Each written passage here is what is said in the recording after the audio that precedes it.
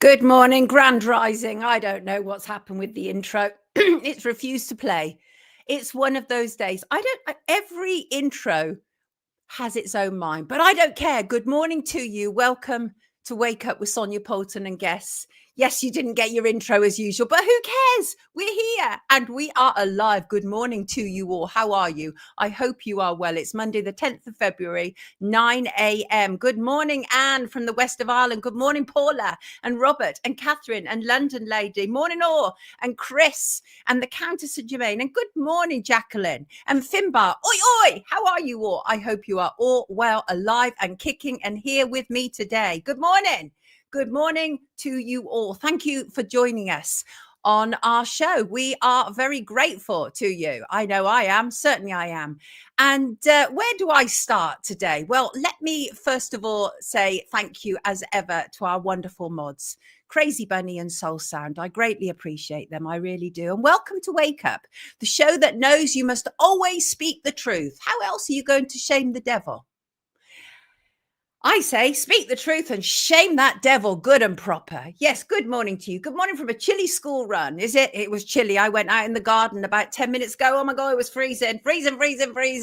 So what is coming up on Wake Up today? Well, I'm going to be joined by commentator and editor Jeff Peel, who's going to be talking about US digital to US Doge. And what's the difference? And I'll also be joined by poet and documentary filmmaker Jimmy Bongo. And we'll be talking about mental health and more. Plus, MPs and WhatsApps. What's up with that, eh? There's also a potential Jeremy Bamber review on the horizon, which I will be talking about shortly. And the Hungarian sisters, what happened with them in Scotland? And I ask, is Israel influencing UK law? Because I suspect it might be. And Kanye West announces, then flounces. Yes, he does indeed. And Trump, Putin and Zelenskyy talks on the table. Reform rejects a Tory merge. Surrey Pride founder is in court on child abuse charges. ITV is accused of yet more lecherous behaviour. And Hollywood's obsession with so-called trans kids. Plus, we'll be ending the show today on the magic of synchronicity. The magic of synchronicity. How are you all? Yes, John. John's talking about Gemma O'Doherty, showing up the corruption of the courts and the connection to the money changers where the trail always leads when they get caught out. Is she back in court? Is she? Hungarian sisters. Yes, Cavan. What a lineup. Indeed, Teresa. Indeed. And before we progress, let me show you this. Oh, I've got to show you this. Ready? This is our Trev, our 3D printer guru. Look at that. He's excelled himself. It's a Sonia. It's a Sonia bust. Look at that. And not only that, I love this. Absolutely adore this. It's brilliant. But he's done glasses to go with it in different colours. How much do I love this? 3D printers are amazing. Trev, you are an absolute star. I love your support. I really do. I think this is phenomenal. Absolutely phenomenal. Love it. Thank you so much. Love to you and Toby Dog. Yes, Randy. Great, isn't it? Isn't it, Vanessa? It is so cool, Shalini. I am so very, very blessed. And talking about being very, very blessed, I just want to say Terry Wilcox, he was on with us the other week and his book has come through beautifully bound and produced and also gone to our competition winner, which is absolutely wonderful. Terry, this is beautiful, stunning book. I've received a few books, more of which later. Now, let me see. What have we got on the table for you? Let me see. Did anybody see the kickoff on X this week between Elon Musk and who was it with? Oh, yes, I know. It was right. So basically, right, Elon Musk is really, really upset because there's one of the great South African leaders, a very, very popular South African leader, Julius Malema. And Elon Musk is very upset because Julius Malema is on stage and he's talking about sort of, going after white farmers and all this kind of stuff. And Elon Musk has absolutely kicked off. And blacks and whites have united in South Africa against Elon Musk. And one commenter says, if Elon Musk wants Julius Malema, he'll have to go through millions of us first to get through to him. Julius is not a playground for small boys and bedwetters like Elon. We will defend Julius with everything we have. And another commenter, Warren Robertson, said, US President Elon Musk and his lackey Donald Trump are getting their right-wing friends to amplify lies about South Africa to protect their genocidal buddy, Benjamin Netanyahu. I am a white South African. We are not being oppressed here, and we will not let these lies divide us. And I think that is absolutely phenomenal, because Elon Musk, since he was able to buy his way, obviously, into the Trump campaign, you have to bear in mind that Elon has changed so much. He was totally part of the climate change hoax prior to kind of like his involvement with Trump. And he was actually very kind of woke in many respects. And obviously all that's changed. But he bought his way into being best buddies with Donald Trump. I don't think any of us are in any doubt about that whatsoever. And the thing about people with money, especially a lot of money, especially potentially the world's richest man, is they think they can do whatever they want, that they can buy people. And then it turns out that shock, they can't. They can't. Yes, Mel's. Exactly that. And that's what people were saying. So Mel says, but okay with ethnic cleansing in Israel, double standards. Exactly that. He's upset about what's going on in South Africa, his homeland, which I wouldn't advise him to return to at any moment in time. But yet he is wholeheartedly supporting what is going on in Israel. We've seen it. We've absolutely seen it. Pied Piper like brand, says the Blue Nomad. Indeed. Plus, have you seen that news this week about ITV going on about Gino D'Acampo, the celebrity cook? And ITV have known forever that Gino D'Acampo was so smutty. They knew it. They encouraged it. They actually encouraged it. They allowed him to go out on set on This Morning without any trousers on and just a pinny. They encouraged that smuttiness, and now they've turned on him. But why? But why? And I see that David and Victoria Beckham had dinner at Highgrove, home of King Charles. And it must be so hard for them, because Beckham still can't get a knighthood. He's like, he'll grovel and he'll suck up. I mean, you know, in the infamous words of Bart Simpson, David Beckham is one of those people who is capable of sucking and blowing all at the same time. Yes. And James says, Malema says, kill the boa. And that is exactly what his supporters are doing. Nothing wrong with a man in an apron and now else, says Blue Nomad. I see. He was a burglar, Marcuson. Whose home was it? Remind me. It was actually somebody famous home. He broke into their home. Remind me, somebody. Remind me. They are talentless crawlers. Yes, they are indeed. And Super Bowl yesterday, February in the US, is one ritualistic spectacle after another, of course. Grammys kicked off proceedings as it publicly humiliated once favorite artist Drake and replaced him with his nemesis Kendrick Lamar, who rapped about Drake being a child abuser as artists such as Taylor Swift and Beyonce sang along. Yesterday, the US festivities of the occult continued with Super Bowl 59 at Caesars Superdome in Louisiana. Center stage was, yes, new favorite Kendrick Lamar. Kendrick Lamar, they are loving him right now. They absolutely are. And he was throwing all manner of cultist and Masonic shapes. His performance divided people. Some said it was the best performance ever. Some said it was the worst performance ever. Either way, appearing at the Super Bowl is the ultimate Hollywood approval when Hollywood decides to crown you the new king or queen. And it doesn't mean that the general public always agrees. No, it doesn't. And and depending on what platforms you follow and who you watch and what newspapers, etc., the loudest boos were reserved for A, Taylor Swift, or B, Donald Trump, right? Which one was it? I thought he stole he did something else. Who was it? It was somebody famous. And I can't remember who it was, but they were quite shocked when he was then hoisted to fame. It will come back to me, I'm sure. Yes, Marco. Did anyone notice all the shapes of the stages and formations of the dancers? Yes, I did indeed. The imagery was supposed to be about this whole idea of too loud, too reckless, too ghetto. Uncle Sam was representing those who often tell the Black community that they're too loud, you know, too obnoxious, all of those things. And the idea was basically to bring the ghetto to the stage. Poor Young's house. Marcuson's got it. Exactly that. Singapore Young's house. Gino D'Acampo robbed from it, as you do, of course. And Trump, talking about him as we were, apparently he's going to see President Zelenskyy in Ukraine over this next week. Anybody hear about that? Anybody hear about that? In his first few weeks, it's fair to say, though, that Donald Trump has been extremely busy talking with leaders all over the world, Israel, China. He's spoken with Russia's President Putin several times. And Trump says that Trump, has a plan to end the war in Ukraine. He refused to be drawn on what that plan was, other than to let it be known that he wants an end to it. He was talking to the New York Post. This is Trump, not Putin. And he said that he'd spoken to Putin, remarking that I better not say just how many times. That sounds quite cozy, doesn't it? Trump did not say whether Putin had put forward any plans to end the conflict, but he did say that he believed Putin cared about the loss of life that was taking place, which will obviously go down like a cup of cold sick to the globalist cabal, I'm sure. But Trump said regarding the end of the conflict between Russia and Ukraine, I hope it's fast. Every day people are dying. This war is so bad in Ukraine. I want to end this damn thing.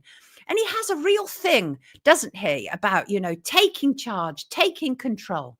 He does. It's interesting. It highlights how they hide in plain sight. What's that? Trump wants America great again, according to Old World Map. Got you. George Galloway said he wants Putin to resign. Really? Trump will get Greenland. Randy, I'm hearing Trump wants Greenland to try and park poor Palestinians off there, for goodness sake. Just to say, lovely people, how do you intend to remember COVID-19? I ask, because on Sunday, the 9th of March, 2025, the British government has announced a COVID day of reflection.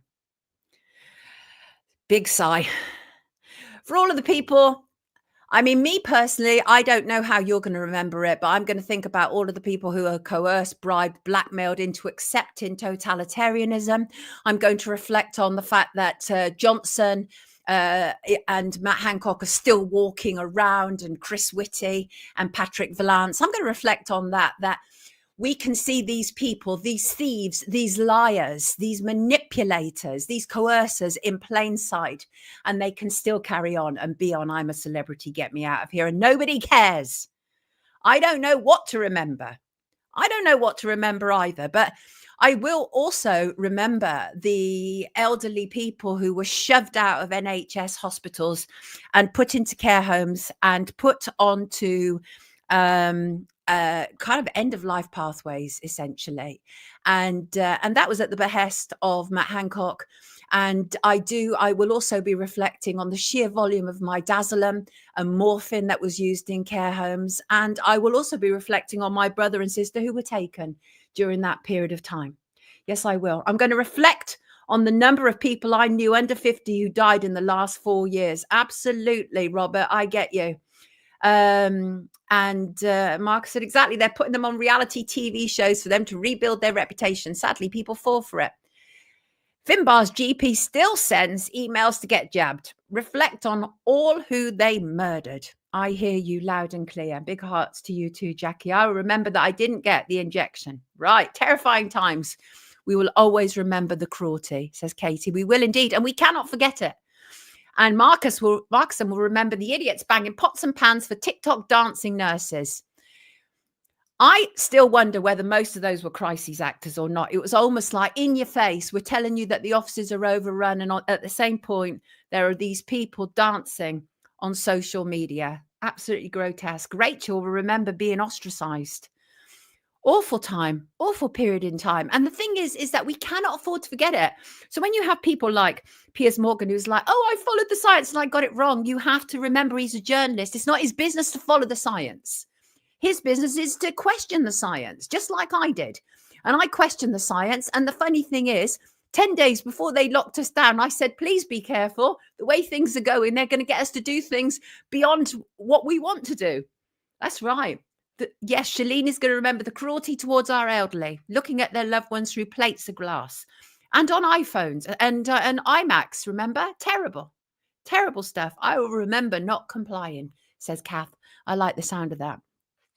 And what is it with MPs and WhatsApps. This is Andrew Gwynn. Have we all heard about him over the weekend? I'm sure we have. Greater Manchester MP, Labour Health Minister, has been sacked by Keir Starmer, and after his WhatsApp messages came to light, more Labour figures are likely to be suspended in this. And what it's revealed is Andrew Gwynn, by the way, was Jeremy Corbyn's campaign manager. So Andrew Gwynn is part of the kind of like very woke side of Labour. And it turns out that he talks racist, misogynistic, anti-Semitic, wishing ill on constituents who don't vote for him, an absolute sneering, superior attitude towards other people. And I suspect that Andrew Gwynn speaks for many politicians. The only difference is he got caught. Politicians are engaged in harming us. The last 5 years has told us that, yet the corporate media forces everyone to look at one rancid politician when there have been thousands to choose from. So the remarks were posted in a WhatsApp group called Trigger Me Timbers. I think the clue is in the title, which reportedly included more than a dozen Labour councillors, party officials, and at least one other MP. And there are reports that he shared racist remarks about Diane Abbott, one of his colleagues in Labour, sexist comments about Angela Rayner, essentially his superior in Labour, and joked about an elderly woman dying before the next election. Right? And anyway, he posted on X on Saturday apologising for the offence caused, but did not suggest he would stand down as an MP. And people said, resign if you have honour, have a by-election. What's that? Where's Emma? She identified another MP in the WhatsApp group, Oliver Ryan. Yes, I heard about that. You're talking about, is that Charlotte Emma you're talking about? Yes, Oliver Ryan, I think, is her MP, and he's been identified as being in that group. Most world problems originate from a politician. Just saying, said Michael. So say all of us, by the way. So say all of us. And what was this business? This is propaganda, kids. Yesterday, the British press was keen to tell us that Reform and the Tories are looking to merge. Headline was Nigel Farage paves way for Reform Tory mega party with Boris that would trounce stumbling Sir Keir Starmer. First of all, who the heck does he think any of these people think they are? Anyway, it turns out that a lot of it's kind of rubbish, right? So let me just work you through this because it was a big story. It was all over social media. Everybody was tweeting about it because it's good to be distracted, right? But basically, there was a meeting last week which was leaked to the Mail on Sunday. And it was allies of Nigel Farage, the former Tory leadership contender, Robert Jenrick, met last week at the In and Out Private Members Club in Mayfair. Informal discussions apparently about uniting the right, although the sources insist that the talks were not sanctioned by either Mr. Farage or Mr. Jenrick. I don't know about that. And there is talks of Boris Johnson returning as a leader. I don't know what Kemi Badenoch thinks about that, given that she is actually the leader. But here's where it gets kind of interesting, right? Because what we do know is that Tory millionaire backers who have previously backed the Conservatives are starting to switch to Reform. We've seen that. There's no doubt about that. And the sources had said that if Mr. Farage could set aside his ego, they could serve in a combined operation that would get them into power. That's their belief behind it. Okay, that's the belief behind it. Anyway, Zaya Yousaf, who is actually the chairman of Reform UK, is not having it, kids. Not having it at all. He actually said, far from wishing to work with Boris Johnson, a Reform government will commission a proper COVID inquiry. It will leave no stone unturned to seek justice for victims and their families. It is possible the CPS will then have sufficient evidence to prosecute Johnson and Hancock for misconduct in public office and gross negligence manslaughter. Between 17th of March and 25th of April 2020, Johnson released circa 25,000 hospital patients into care homes, the majority without being tested for COVID. Johnson and Hancock sent large numbers of untested people from hospitals into environments most concentrated with the most vulnerable to the disease. Tens of thousands of elderly British care home residents died as a result of that decision. This is a catastrophe inflicted on the British people that will be investigated without fear or favour. So I think we can safely say that regardless of whether Farage wants it, Johnson wants it, Jenrick wants it, Reform are not having it. And whether you believe in C19 or not, people died. The question is, why did they die? Why did people die? I can't trust Garage. Oh, what's that? Oh, Farage, as far as I can throw him, he's in the same club as the rest of them. Indeed. Thank you, Sticky Marks. I appreciate that a lot. I appreciate it a lot. So there you go. It was all smoke and mirrors, kids. How shocked are we? How shocked are we? And the American presidency and Senate made it abundantly clear last week of its deep and abiding loyalty to Israel and to Benjamin Netanyahu. Loads of images online, on social media, of members of American Congress cozying up to Benjamin Netanyahu, saying he is their key ally in the Middle East, all that kind of stuff. Then there's all these so-called alternative news sources such as Russell Brand, Ian Carroll and the Babylon Bee, all singing from the same Zionist hymn sheet, as well as being part of a nudge unit to ethnically cleanse Gaza. Russell Brand ain't no Christian, bruv. No, he ain't. He ain't. He's somebody who made $3 million in the last year and has nipped off to America because he's being investigated by the police in the UK. Now, I'm sure he would say, I didn't go to America because I'm being investigated. But put it this way, if it should come to a charging situation, they're going to have problems getting him back from the US. Oh, yes, they are. Anyway, as we know, the Israel lobby is all powerful, it's all wealthy, and it can literally buy support as it did with Donald Trump.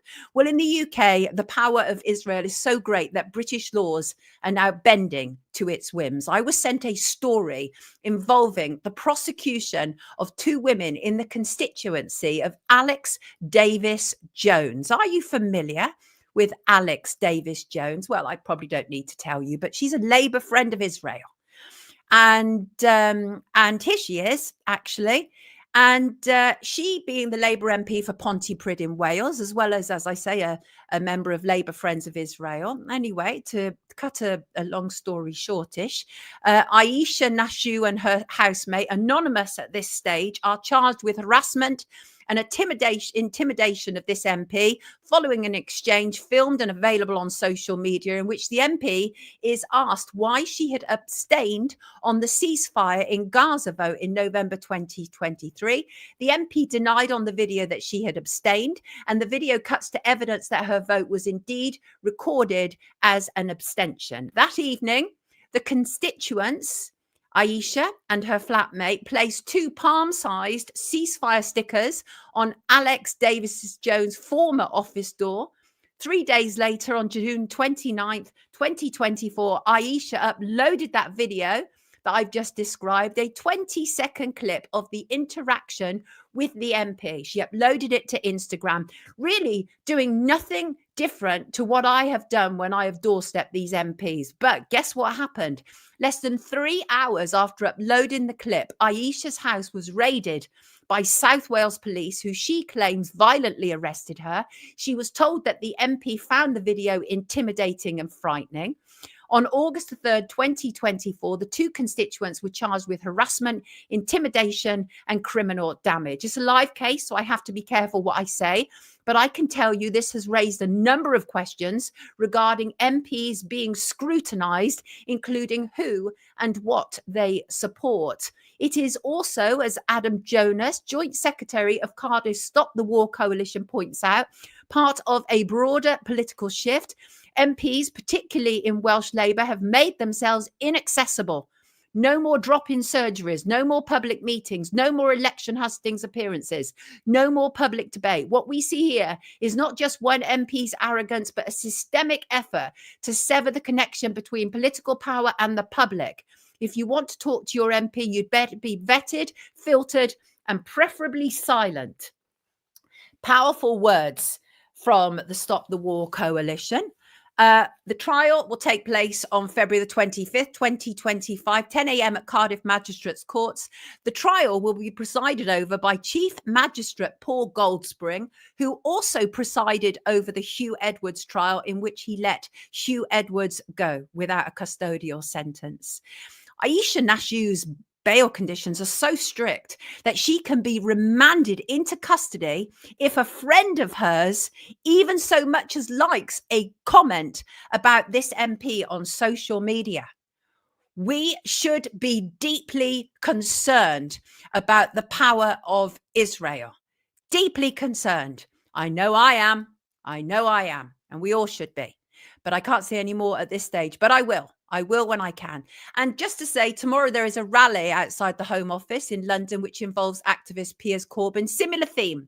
On September the 21st, 2024, activist Mohammed Al-Mail was arrested during a pro-Palestine demonstration. He faces serious allegations under the Terrorism Act 2000. His home was raided, personal devices were seized, all in an attempt to silence dissent and intimidate those who stand in solidarity with the Palestinian people. People are very concerned that the Terrorism Act is being misused to silence dissent regarding the genocide in Palestine. There is a petition saying that the Terrorism Act is being used for very wrong purposes. Frankie says it sounds unlawful. Who is the real galactic emperor really in charge, says Armand. That's the question. Is that the question? I got you. And starting today, and again, please be careful because it's a live case, a criminal trial involving two men, one in particular, a leading figure in the UK's LGBTQ lobby. This is Stephen Ireland. He is the founder of Pride in Surrey. He is in dock alongside David Sutton, a volunteer at Surrey Pride. They face a serious number of very serious charges of child abuse, including conspiring to kidnap a child. Stephen Ireland is also accused of a serious sexual assault on a child under 13. And as I say, it's a live case, so be careful what you say. As ever, it must be innocent until proven guilty. We don't want to risk contempt of court, but just wanted to highlight that was happening. And it is a huge and significant charge sheet that I'm looking at here. They've been jointly charged with 15 offences. And all the offences are alleged to have occurred between August 2022 and July 2024. And I just want to talk about this before we bring in our first guest. Very sad indeed. The father of Hungarian sisters who disappeared in Scotland and were found 3 weeks later in water has said someone lured his daughters to the waterfront and killed them. This was Aberdeen, the River Dee. Shrill noises were heard in the early hours of Tuesday, January the 7th, around the time that the girls went missing. Were they screams? Were they cries for help? It coincided with the disappearance of the two sisters, Eliza and Henrietta Husty. They are two of triplets. The remaining triplet is still in Hungary and still alive. Very sad. The sisters were found 3 weeks later, one after the other. They've lived in Scotland for, I believe, almost 10 years. They were said to be happier there than they were back home in Hungary. They'd both found work, and to anyone who met them, they appeared settled. It was said that they were saving up to buy their own flat in Scotland. And as I say, the bodies were found last week. Very chilling. And what happened? Was this a suicide pact between the siblings or the upshot of some horrific misadventure? Or, as their father now suggests, was a third party directly involved in their deaths? And what's curious, because it is curious, is that police say it's not suspicious.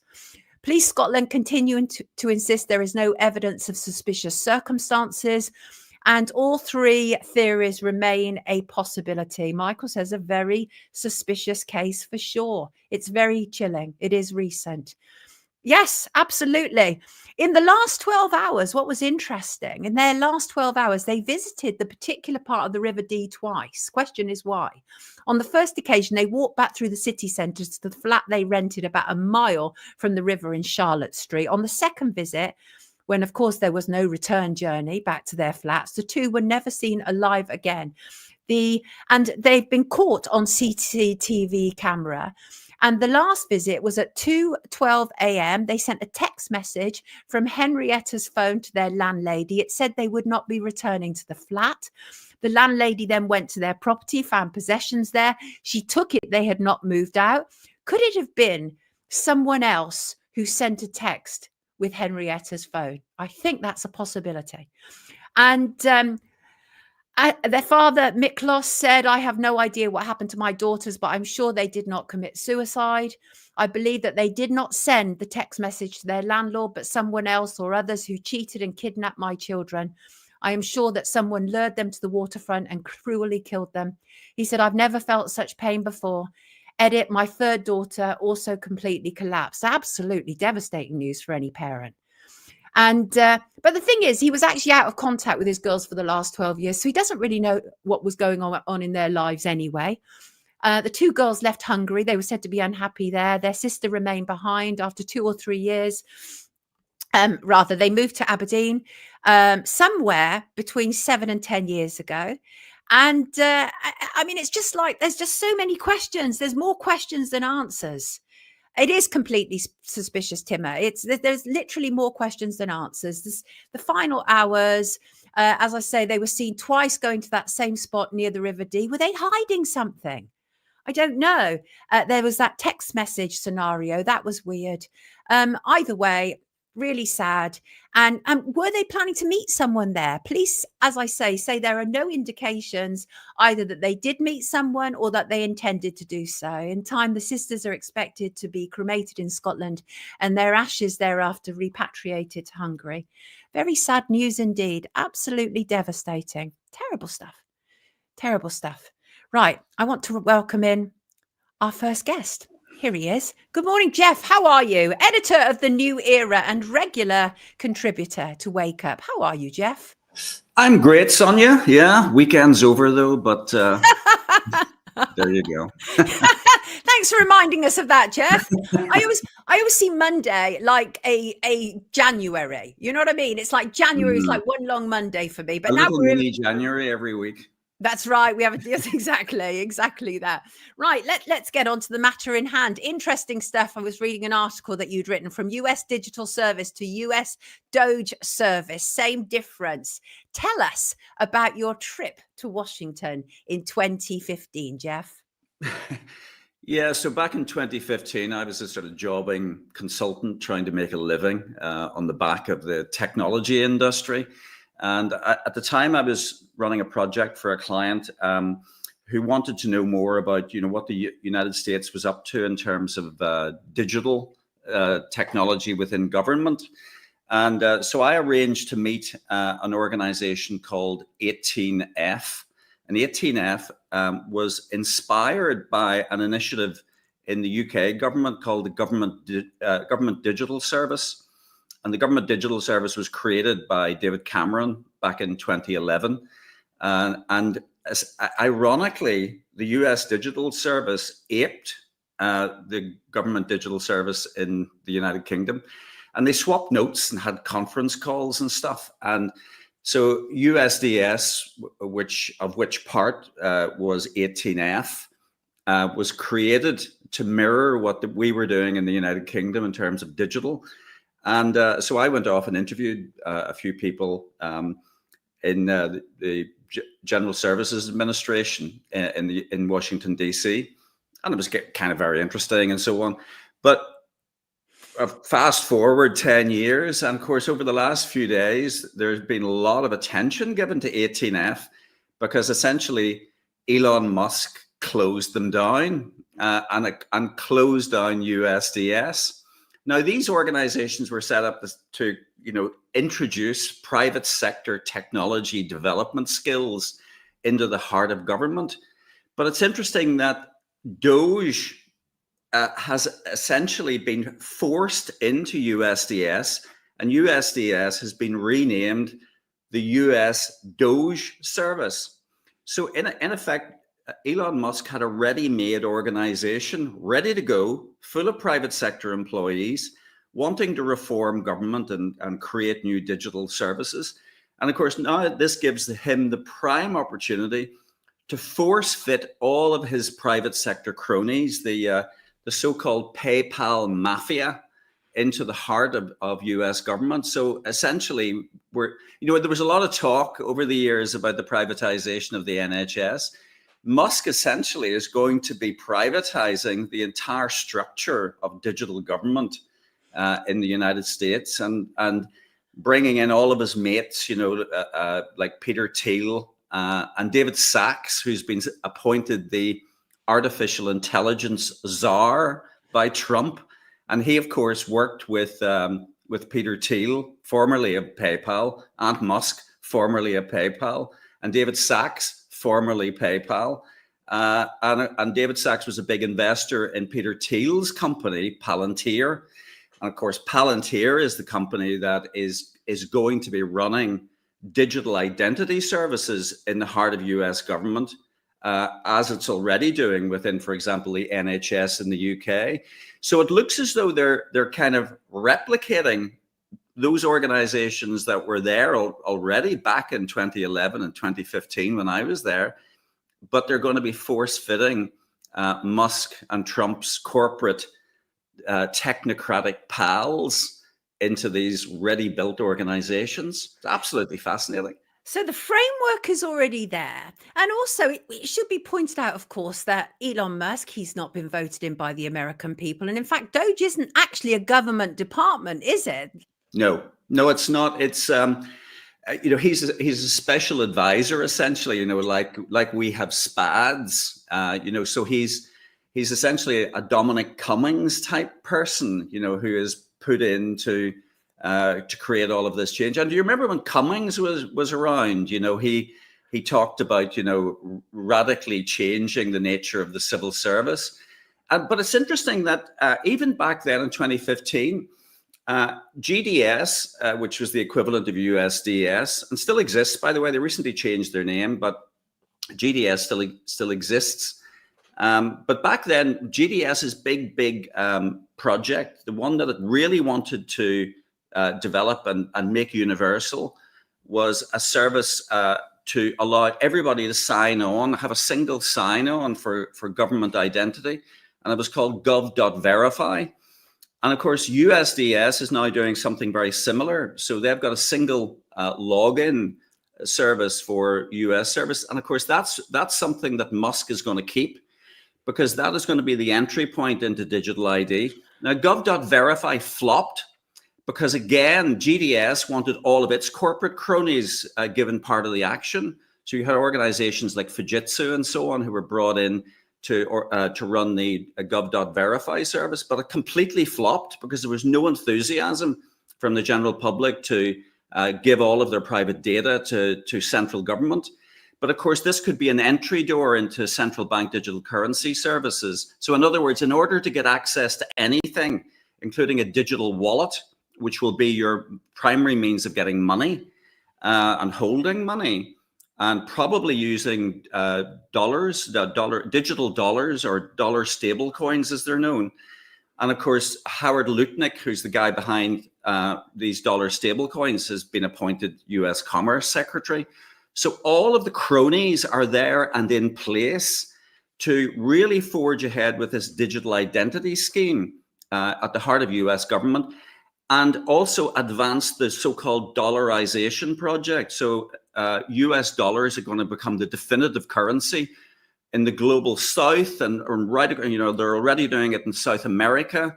And we're going to be seeing the eradication of nation state currencies replaced with digital dollars. And of course, to get access to digital dollars, you'll have to hold a wallet, which will be trackable and traceable right across the globe by US government services run by organizations like Palantir. People were saying over the weekend that some of the things that Elon Musk is doing is likely to be highly illegal, will have to be reversed. And you said, I think that's part of the PSYOP. Expand on that for me. Well, it's clearly the case that he has a sort of de facto mandate, because obviously he was a supporter of Trump and Trump was elected with such a huge mandate. So essentially what they're doing is they're saying, oh, look how we're reforming, we're stripping out cost, we're scrapping US aid, for example. So that plays really well to the electorate, but it's essentially a PSYOP, because they're getting reform, for example, to jump up and down and talk about efficiency and reform in the United Kingdom. But that stripping out of cost ignores the gigantic elephants in the room, picking foreign wars, for example. Gaza, how much is Gaza going to cost? Interestingly, by the way, I wonder what currency they'll use. Will will the Gazans suddenly find that they have to use digital dollars? Oh, Anyway, that's a side issue. Gosh. So that the whole eradication of cost, the stripping out of cost, the closing of US aid, and by the way, incidentally, US aid is essentially a front for CIA operations internationally. And of course, Musk himself has clear connections, very well articulated by Whitney Webb and others, to the intelligence services. But it's a distraction. It's saying, look over there, because we don't want you to look over there, because over there is 37 trillion of US debt. And incidentally, in the United Kingdom, 2.7 trillion pounds of debt. We don't want you to look over there, because we actually want more and more spending, and all of that spending to be channeled into organizations like, Stargate, or the newly announced mRNA initiative from Larry Ellison and so on, or Starlink, the Musk satellite system paid for by the CIA, or all of these initiatives that are about eroding privacy and implementing a sort of digital totalitarian state. So Musk's strategy is to divert attention from what his real end game is, more and more money being funneled into his digital panopticon, as it's known. In other words, you'll be monitored and controlled and surveilled constantly, because that's the only alternative, because they cannot have people spending real currency or investing in gold so it's about getting people into a dollar-denominated digital system, which that's okay. Got you. That's the go. So, but surely, I mean, I know that Trump's spokeswoman has been very keen to say there's no conflict of interest here with Elon Musk. But come on, surely his very presence in this arena is a conflict of interest. There's problems, isn't there? Clearly, and as you said at the start of the program, Musk's background was very much in the whole green agenda. Like, for goodness sake, he owns the world's most successful battery car company. But interestingly, people like David Sachs, who's the AI czar, has invested heavily into Musk's own companies, and of course, he made his money from PayPal, which is and he's also South African, by the way, as well. So, they all have links into the same organizations. And so Musk can say, I have a conflict of interest here. But the likelihood is that he'll have a bunch of employee cronies who will come in and do the negotiation on his behalf. And ultimately, they have the same end game. So this is all about the continued corporatization of government service and the channeling of money through to these technocratic corporations that essentially are about the creation of constant 24-hour surveillance and control. So, it's going to make COVID-19 look like a no, don't. In the play park. Oh no, please don't. It can't be worse. Please, it can't be worse. But I think it's interesting, the sheer volume of hypocrisy around this whole issue of USAID, because, for example, Musk has benefited substantially from it. We know that at least $15.4 billion in government contracts over the past decade have involved Tesla and SpaceX. He's done very well. And in fact, the Trumps, they were formerly absolutely in support of it. Both Ivanka and Melania had gone around the world and talked about how great USAID is. So why now the sudden hatred of it? Well, it's a handy dodge. Right. It'll play incredibly well to Trump's base. Of course, they love to expose all of these ridiculous instances of overspending on things. But of course, it's missing the real end. I think the total US aid budget is something like 50 billion. There's this 37 trillion, $37,000 billion of debt. And so much of that, hundreds and hundreds of billions of dollars going into private corporations, including Musk's. And of course, he doesn't ever mention this type of thing. The amount of money spent on Palantir alone, Palantir's stock price has risen much more than the value of Bitcoin, because everybody knows, of course, they're going to be just gifted all of these vast government contracts. Because if you think about it, if you're running digital ID services on behalf of the entire American public. And of course, the whole border crossing issue as well is a big straw man, because if all these people are crossing the border and they're all going to be kicked out, for example, if they don't have sufficient papers, digital ID is a brilliant way of enforcing this. So everybody's going to have a digital logon, and anybody who doesn't will be kicked out of the country. So that's an incredibly lucrative contract. And of course, if you've got your own Doge people right in the heart of government, right in the heart of the administration, creating 18F, the innovation team, who are apparently acting on behalf of the president himself, this is going to blow everything apart.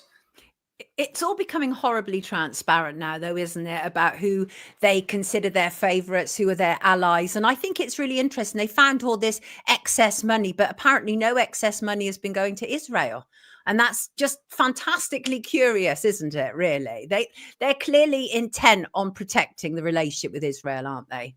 Oh, absolutely, because Israel essentially is the 51st state. Right. Israel has been working with organizations like Tether, for example, to introduce a digital shekel for the people of Israel who have been multi-vaccinated doctrinally as well. There was de facto mandatory vaccination in Israel. So and again, Musk rarely mentions the vaccination programs or indeed the accelerated development of vaccines paid for by the US taxpayer. So these initiatives will continue because they suit Musk's purposes, absolutely. And of course, the entire Trump front bench team is wall-to-wall Zionist. Now, you've had people like Majid Nawaz in the UK saying, "Oh no, this is not the end game at all." Trump despises Netanyahu, but I think this is nonsense. Again, because I think even Reform is beginning to sense the general public opinion is that the US handling of the Gaza situation has been ridiculous, intolerable. We cannot. This narrative cannot continue. The Americans cannot go in and take over Gaza, make it a US protectorate in conjunction with the Israelis. The arrogance. And the only way they can maintain that is to spew out all of this propaganda. But I think even people within the Reform Party who would support them are beginning to see through this nonsense. So hopefully it'll result in some type of schism. But the playbook is to divide and conquer. You divide on the basis of religion. You divide on the basis of white and black, as you were again alluding to, in terms of Musk's position vis-a-vis South Africa. Yeah. So this is always the end game, and the Reform Party needs to start putting some distance between itself and the Trump administration, because people are seeing through this nonsense. And ironically, we're seeing some degree of unity across left and right, because those concepts don't even exist any longer. No. But vis-a-vis Elon Musk and his corporatism and his tactics, because this cannot play out. It is going to be worse than anything we've seen over the last 5 years, but it's allowed to continue. But he seems to be very plausible to many people. Many people treat him as the second coming, Jeff. I don't need to tell you that. It's very cult-like. I loathe going on X now because it's just like Islam, Judaism, it's just constant, isn't it? It's absolutely, like you say, it's this endless division. And it's his playground. We know that, absolutely. But I'm waiting for the fallout between Trump and Musk, because it will come. I cannot see two giant egos like that being able to get along for any great period of time. Yeah, well, of course, there's lots of conspiracy theories that Trump may well be sort of playing a part. He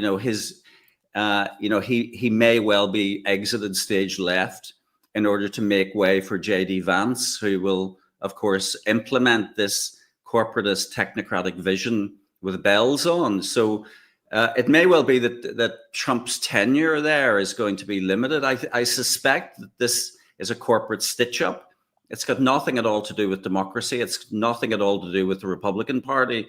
I think the money men and the corporatists who have no ideological positions whatsoever, they try to give the impression that they're libertarian or whatever. This is nonsense. Mm-hmm. This is all about a technocratic and a one world technocratic vision. Musk's own grandfather was involved in the technocratic project. In fact, initiated it, and his grandson is now potentially going to implement this alongside his cronies from the PayPal mafia. It's been such a bombardment, though, in the month since Trump obviously became president. He seems to have done a magnificent volume of things, and a lot of them have been very popular, very populist, like the whole reversal of the whole gender woo-woo stuff. That's very, very popular. Pulling out of WHO and WEF, all of that, not WEF, rather WHO, has been very, very popular. And so, but I think many of us can see through it, can see that we're given this with one hand, but it's taken with the other by mRNA, by the idea of displacing Palestinians. And I think that's what people have to watch out for, isn't it? I think for everything that we seem to know and how savvy we are, Jeff, I'm endlessly surprised how delusional and how easily fooled people still are online regarding Musk. Yeah, but it's because he now controls the medium. Everything pretty much emanates from X, and of course the mainstream media now base most of their reporting on content on X. So it's available to everyone, and of course that's a great way of propagandizing. So Musk owns the platform, so of course he's going to do this, and he's aware, given what we went through with COVID and so on, that people will accept whatever irrational nostrums are peddled to them. We've been prepped on the medium. But on your point about woke as well, I wonder if woke was a straw man too, because obviously this was going to be the gameplay under the Biden administration. So of course we would have all of this nonsense, which was patently not. Nobody, in fact, I may have seen a strange, oddly dressed, cross-dressing assistant in my local Starbucks, but essentially most people don't come across absolutely transsexuals in their daily life. Minute percentage, but pushed front and center. Pushed. And health secretary in the US was a man who identified as a woman, for goodness sake. Absolutely. So it was shoved down our throats, and of course everything was woke. And remember that during the COVID-19 era, you had all of these supposed right-wing warriors getting on their soapboxes about woke, but saying nothing about the fact that in the United Kingdom alone, there was £500 billion spaffed on COVID response, itself a creation of the media.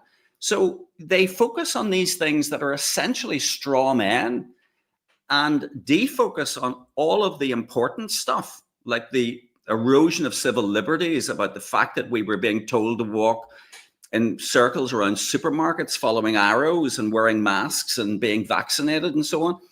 So they defocus on all of that stuff, which is fundamental to our human rights, and focus instead on eradicating woke. It's all a psyop.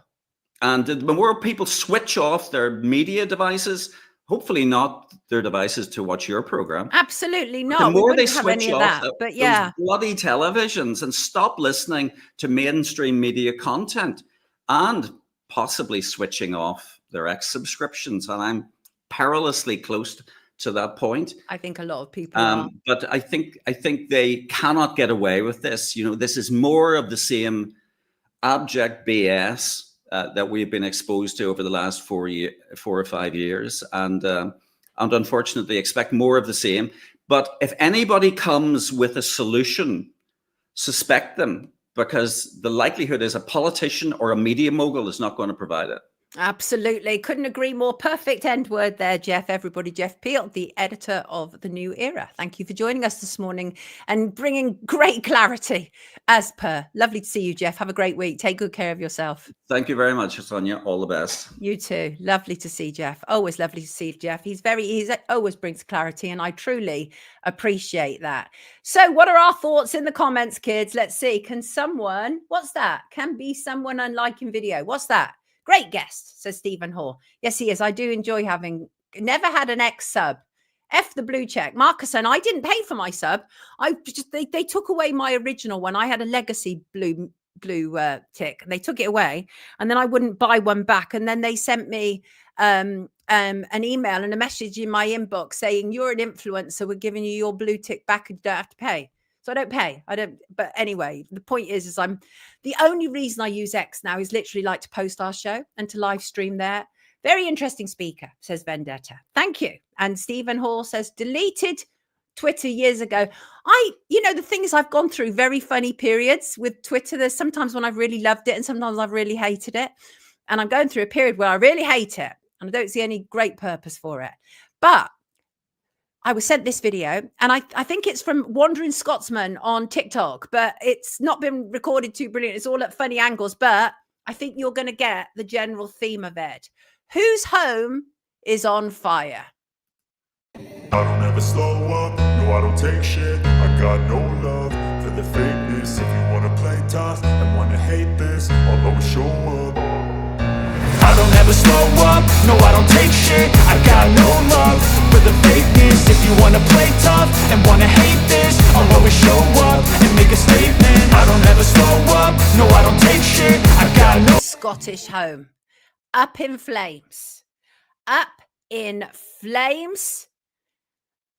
Look at that. You can't mess with that level, right? Look at that. There's no way on this earth that I believe that was anything but an arson attack. Burnt the evidence, says Craig. That was my first thought as well. But also don't forget, a lot of people in that area absolutely hate it, still standing, had to go, right? Who owns it now, says Finbar. I don't think anybody has taken it over since. Den of Evil. They need to dig the garden up, says Frankie. Yeah, big questions, right? Big question marks about that.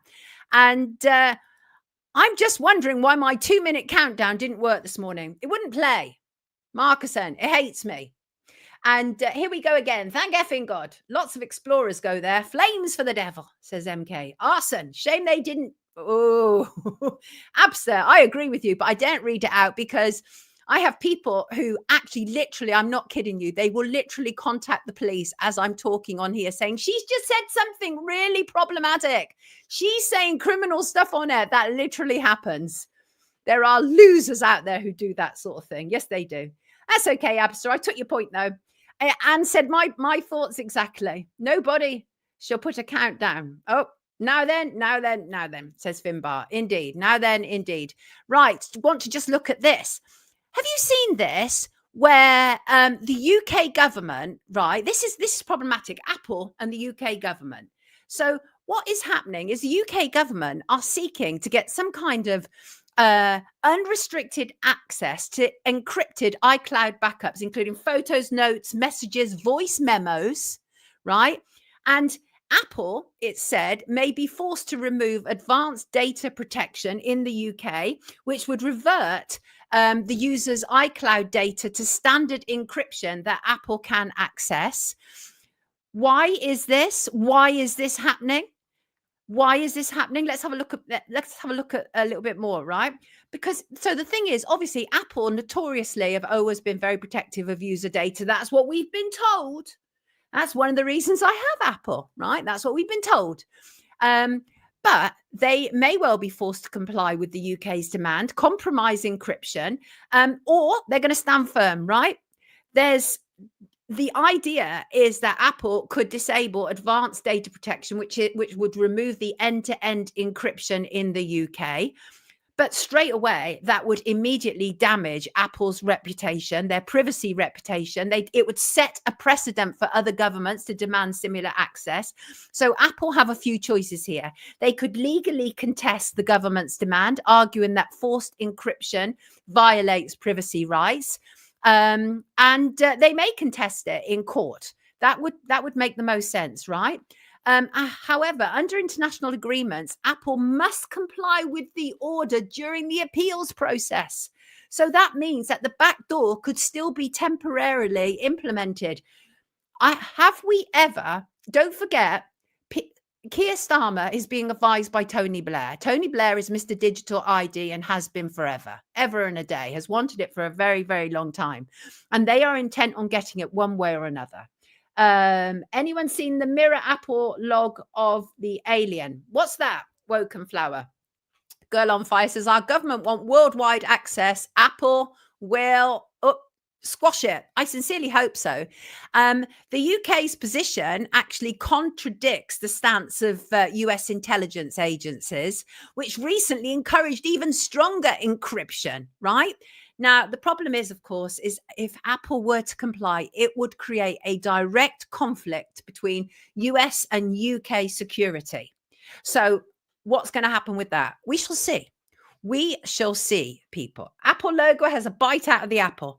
It does indeed. I have loads of Apple stuff, including my mouse. Actually, I've got two mouses, and Apple all around me. I'm probably being monitored left, right, and center without even realizing it. But it is just some of the finest tech. That is the reality. Don't hate me. Don't hate me, people. Don't hate me. Just waiting for my next guest to arrive. Yeah, exactly that, Shalini. Don't use Apple, but I'm sure they can snoop on us anyway. But it's the fact that the UK government even think that this is appropriate behavior. Doesn't it tell us so much about what is going on? Keir Starmer is absolutely determined to be able to snoop on us and enforce all manner of draconian rules on us. This is just literally a continuation of C19 in many respects. And Jeff is absolutely right. We were primed for everything that's taking place now. The vast majority of people complied. They complied. But we're not. I love my iPhone 14, says Armand. It's a poisoned apple. I'm the same. Oh, are you, Sugar Plum? Do you have everything Apple? I wasn't an Apple freak. My daughter introduced me to Apple, maybe, I don't know now, 6, 7, 8 years ago. Not even that long, comparatively. My daughter's had Apple products for a very long time. I remember buying her first a Mac when she was, I don't know, about 11 or something, and she's now 28. So, but my daughter actually bought me my first iMac when she was 18 or 19 for my birthday. So it's quite interesting turnaround there.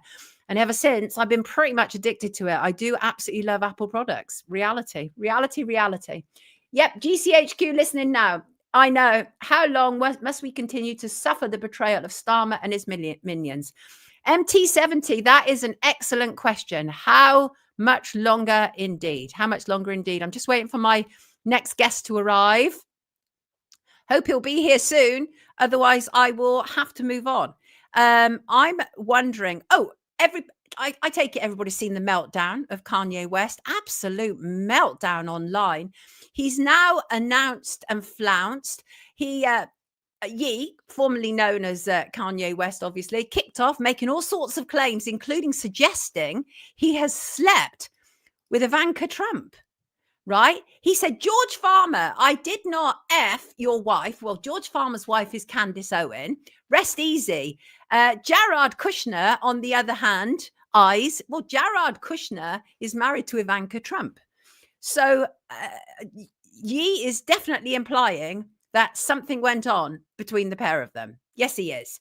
And Ye has just said so much over the weekend, astonishing, had an absolute meltdown going on about how his nude wife, best Grammy, red carpet ever, all this kind of stuff, because he's going to have to kind of justify it one way or another. Also alluding to the fact that he's in control of her. He made loads of statements about Jews. I mean, really crazy stuff. Elon Musk pretty much censored all the stuff about Jews, but not about white people. Also lots of crazy stuff, but that didn't get censored, right? And Yi said Elon was legally forced to buy Twitter for 44 billion. And it was taken to 9 billion because the Jewish mob forced various advertisers to pull out. Damn those advertisers. Pull-out game was stronger than mine on tour. Yi went on to say he produced, by the way, a T-shirt with a swastika on, although he said he wouldn't be selling it because people would get hurt. And he said, I'd like to thank the Jews for porn, and I'm not being sarcastic. I love porn a lot. And he went on to prove it by putting absolutely heaps of porn down his timeline. I don't think porn should be allowed on X. I really don't. It's disgusting. He's got absolutely no respect for women, Finbar. Absolutely no respect, because we saw the way that he treated his first wife. We've seen the way that he's treated his second wife. Shalini said it's best to ignore Kanye. And I'd like to agree with you on that. The problem is that he's literally shoved in our face, isn't he? I mean, he appears deeply unwell to me, deeply unwell. And I think that he could probably do with some help. I think also that he's probably had, I think he's been handled. It is highly likely that he's been under some kind of MK Ultra control at some stage. He certainly has all the hallmarks of it. So it is quite troubling. Dating apps suck. Who's talking about dating? Money always corrupts. Public humiliation ritual. That was definitely what took place, wasn't it, last week with his wife? Absolutely obscene. There's just something not adding up. What's this, Marco? There's just something not adding up with Yi being so outrageous with his claims and outbursts. I know. It's outrageous. Michelle is glad that she doesn't watch mainstream TV. And so say all of us, Michelle. And so say all of us. And it's really good to see that very divisive accounts on X are now getting busted, right? There's a whole lot of Twitter accounts that are claiming to be white nationalists, and they're slowly being revealed to be anything but British white or indeed nationalist. I talked about this a couple of months ago. And the Inevitable West account, amplified by Elon Musk, supported by people who should know better, spreads lies and misinformation in the UK. I challenged that account to give me a source for the claim that lots of British journalists have been locked up on one particular weekend. They couldn't, because it specialized in misinformation. And I said at the time that the account had been reported to me to be run by an Indian national based in Dubai. And it turns out it is. It turns out it is. And it's so funny because what you have are these anonymous accounts on X all claiming to be white British nationalists. And they're anything but. They're Thai, they're Indian. What else have we got there? Both of these accounts, a lot of them are Indian accounts. And it would appear that the Inevitable West account is actually a man who's under house arrest in Dubai. Oh my God, Katie is Unforgotten back. I love Unforgotten. Has it gone all woke? That's troubling. Yes, I know Shalini. I think she's disgusting. I have no time for her. She's absolutely disgusting. I can't understand how they are allowed to have her walking nude like that, and it's not illegal. It's illegal. I did not ask to see this woman in the buff. I didn't ask it. None of us did. It's wrong. And anyway, that Inevitable West account is absolutely done for. And I love what Mukhtar on X is doing to it. Absolutely nemesis. Said Inevitable West hasn't tweeted from his main Twitter account for over 48 hours. He usually used to spam. He also deleted loads of posts from his TikTok, Instagram, and YouTube and rebranded them. Why do all of this if we're not onto something? He could have carried on with his grift. He could have indeed. But the problem is he got caught out. Do you think all these celebs run their own accounts, even presidents and prime ministers? How do they have time? Says Mels. Well, we've seen that Trump kind of is involved with his own social media accounts, right? And naked. Judith, she was naked. She had a see-through dress on. I don't know where my next guest is, but this rate is not. We're not going to have time for him. Right. I'm going to let me bring in slides and PDFs. And see what we've got here, because I think this is curious, right? I think this is very curious. Why are Hollywood parents turning their children trans? Could somebody tell me that? Cynthia Nixon, who used to be is in Sex and the City, rather, and she's now known as an actor and activist. And she revealed the other week that her daughter is transgender, her niece is transgender, her best friend's child is transgender, her daughter's best friend is transgender. And that's just her. And then we have Charlize Theron, and she said, what drives me is my children are all queer. My eldest child is non-binary. My son is gay. My youngest is fluid. And they are my kids and they teach me every day. These Hollywood people, they go over to other people's nations. They take their children and then they do what the hell they want with them. Social engineering at its worst. These poor kids. Are you going? Oh, we love you too. I love you too. And but there's loads of them, of course. There's David Tennant, Doctor Who David Tennant. He's really revealed himself, hasn't he? He's absolutely repugnant towards anybody who questions the whole gender woo-woo. And he said he has a non-binary child. What's a non-binary child when it's at home? Of course, there's Cher, trans-identified Chaz Bono. Jamie Lee Curtis is one of the worst. She's so violent about all of this and about her porn-addled son who now claims to be female. And Jamie Lee Curtis is positively violent and aggressive in her threats towards people regarding this. There's loads of them, isn't there? I think one of the most egregious ones is Gabrielle Union. I don't know if you know her. She's a Hollywood actor. Dwayne Wade. They came together, and Gabrielle Union has been transing somebody else's child. Apparently, has now got a trans daughter called Zaya. That is another woman's child that you're transing for your Hollywood dream. These people are as sick can be. It's disgusting. It's disgusting. Disown me for my normality. Who disowned you, Cornish? These people should be locked up. I agree. They really should. I will not be happy if my guest doesn't arrive with 10 minutes, right? The thing about me is that these are live shows. If you don't show, that means there's a whole gap that I have to fill. So we might finish early today, people, because our second guest hasn't arrived, which would be annoying because that is a spot that somebody else could have had. Anyway, I'm not going to reflect on that right this minute because I'm looking forward. Wednesday, we start our news show, 5 p.m. to 6 p.m. Very much looking forward to it. What will happen if Trump stops hormones for the trans? Judith, you can say no, but there's only so much material I've got. And part of that is an interview with somebody. And if they don't turn up, they don't turn up. Robert, I'll do my best. We know you're not for, I do my best, Jan. I absolutely do my best.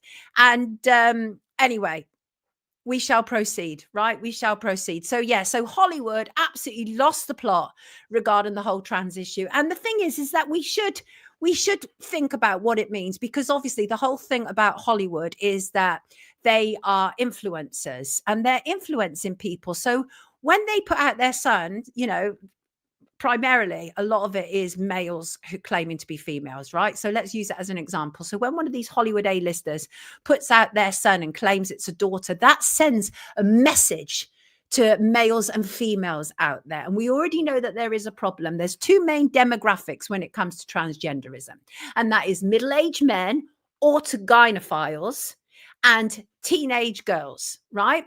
And the teenage girls, in part, it's because teenage girls are subject to a report suggested that teenage girls were subject to a minimum of 400 images a day that tell them that they're not good enough, that they're not feminine enough, that they're not pretty enough.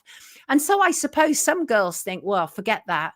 I'll just do, I'll give it my best shot. And probably it's best if I'm a boy. And I think that's what's happening. And we should look at that. And that's definitely a social contagion. And Hollywood is very much involved in anything to do with social contagions. We know that. So I think that is very troubling. Those filter options, etc., only make it worse. What are you talking about? Let me have a glug of water.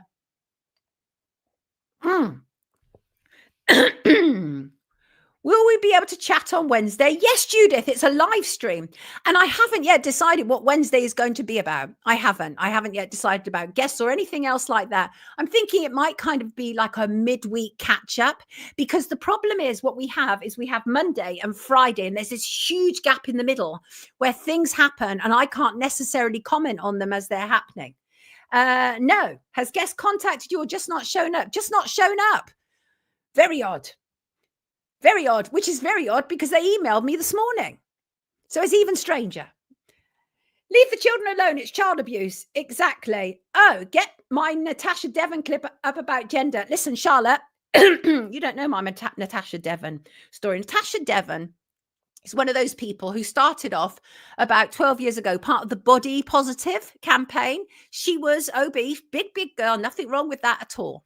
And I used to debate her a few times on This Morning until one day she turned around and we were talking about the debate. It was a stupid debate. It was about whether you'd return to your ex. And I said no, because it's like giving them a gun because they missed you for the first time. And she said, well, you know, old people, you know, like, you know, old people in their 40s. And I was like, what? And at the time, I think I don't know, I was probably early 50s or whatever.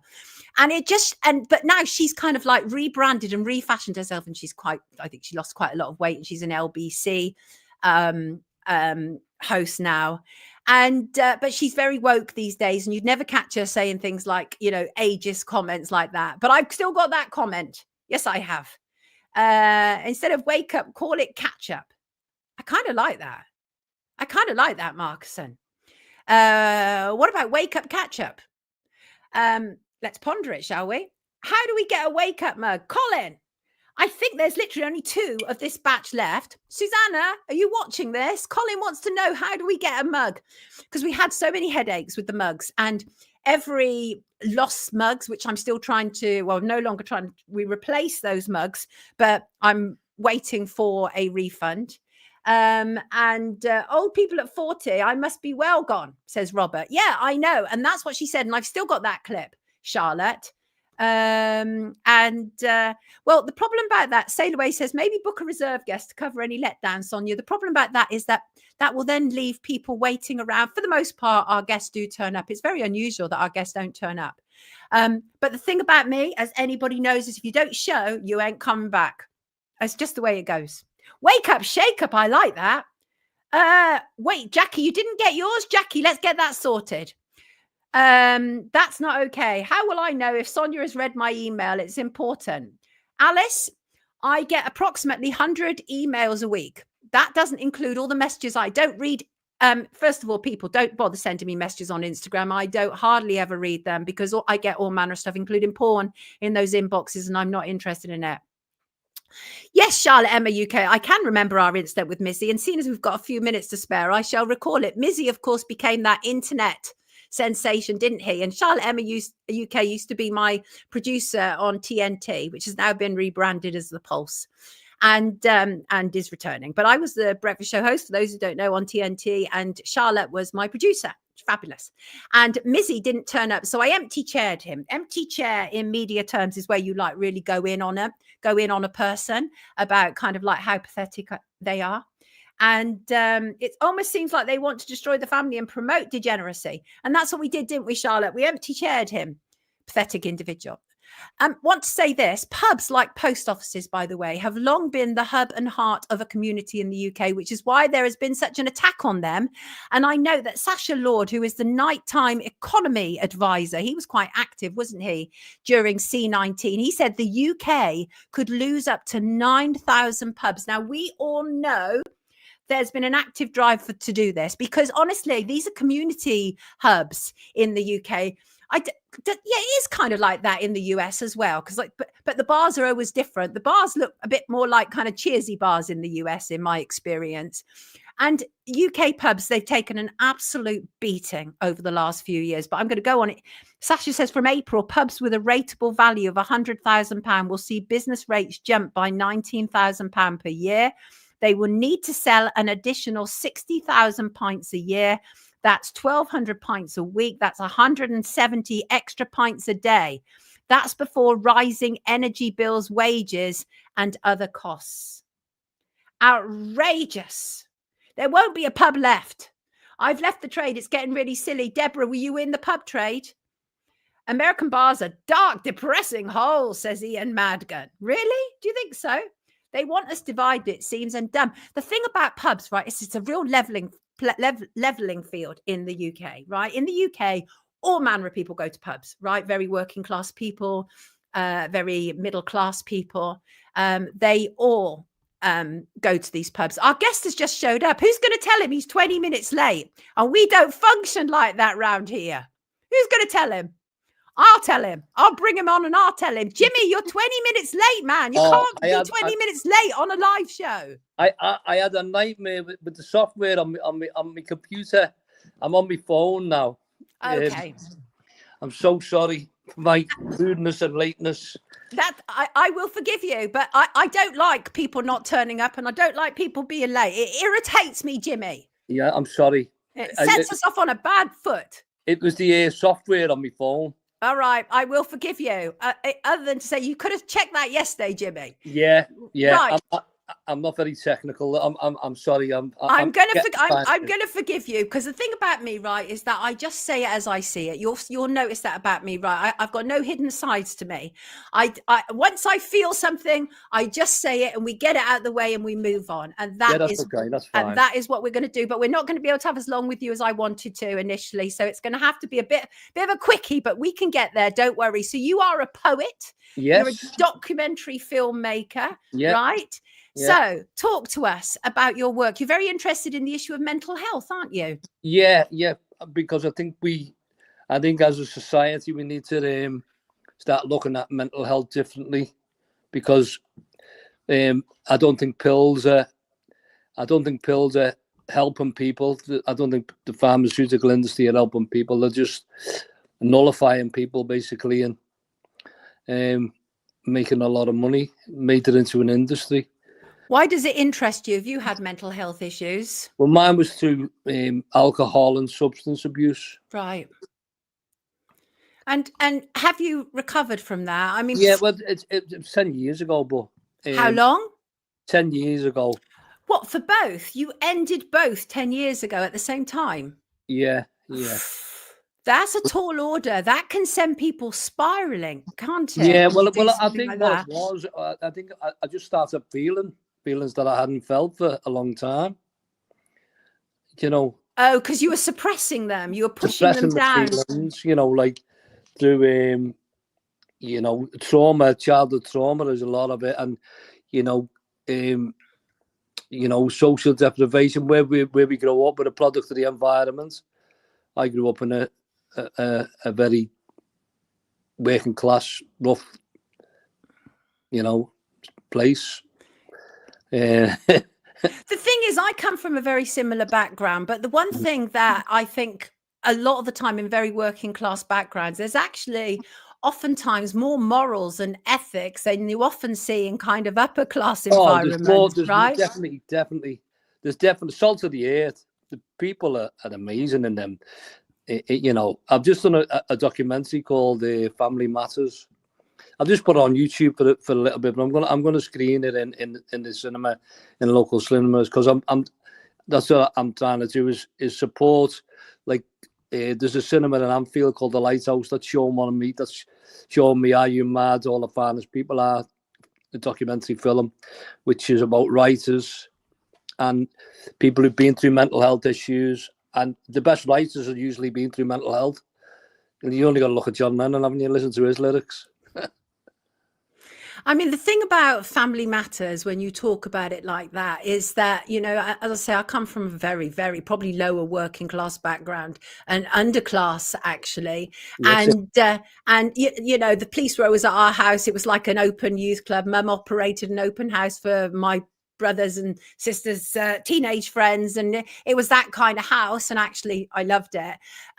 But we were very sorted, we were very together, we were a tight family unit. Even when Mum died, my brothers and sisters, they became my guardians, and and we're still an extremely tight family unit, and that is often the case, isn't there? So talk to us a little bit about your background, about growing up around the tenements, for example, which is a word that just graphically immediately conjures up great poverty, doesn't it, when you talk about tenements? Yeah, but like you say, I think the community aspect of them places outweighs the pros, outweigh the cons. You know what I mean? Because a lot of it is it's sort of like our Jerusalem, because what you didn't have, you didn't miss. Right. And you strive for that when you know, when a lot of people try and graft or work their way out of the community, but it is the community that is really part of them. And once you move away from that, you seem to yearn for that. You miss that, you know, that togetherness. Because like you said, when you move to, you know, wealthier areas, that I don't think they have that, do they? I don't think they have that. It's a whole different world now, isn't it? But you know, the thing is that when you kind of grow up on council estates, almost everybody knows everybody, and there is a sense of unity. Well, that rather there used to be much more so. Not so much, I don't think, these days. I think that our society has become increasingly fractured, and I think that we're constantly being divided, obviously, for much bigger agendas. But I really liked the theme of your films, that Are You Mad? All the Finest People Are. Because actually what that does, Jimmy, and I love that, is that it takes away the stigma from people being, you know, having mental health issues, for example. And like you say, some of the greatest writers have gone through mental health issues. Do you think we're through it yet, though? Because males still struggle, don't they? I think males struggle more so because I do a poem called Mental, which is about men's mental health. And if you're a man and you show your feelings, it's your, oh yeah, lad, you're gay or something like that, you know.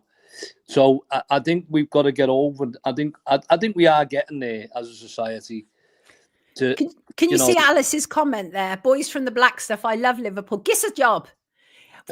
Was that very representative of what was going on at the time? Do you think?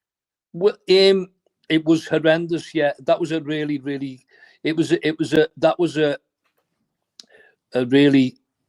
I think that was more boots on the ground battle. This is a spiritual war, what we're going through now. But that was, that was, people were just losing their jobs left, right and centre. The unemployment was horrendous in Liverpool. Absolute attack. Margaret Thatcher's government attack on the working class, no doubt about it. Absolutely. Well, Geoffrey Howe said that getting anything done in Liverpool is like pushing water uphill, because the Scousers do stand up. We will stand up. And we talk about it often around. Are you still in Liverpool? Yeah. Right. So we talk about it often. One of the things that I talk about, because I still think, first of all, do not mess with Liverpudlians. And I say this often. And the perfect example is when the Sun messed around and found out. What do Liverpudlians think about the Sun newspaper and Rupert Murdoch? It's just a vile piece of crap. We don't. You can buy. You don't. They don't even stock it in Liverpool. Jimmy, for a walk because you're in the dark now, love. Yeah, I'm just gonna get a charger. Sorry. This is really live, people. This is really live. Yeah, love.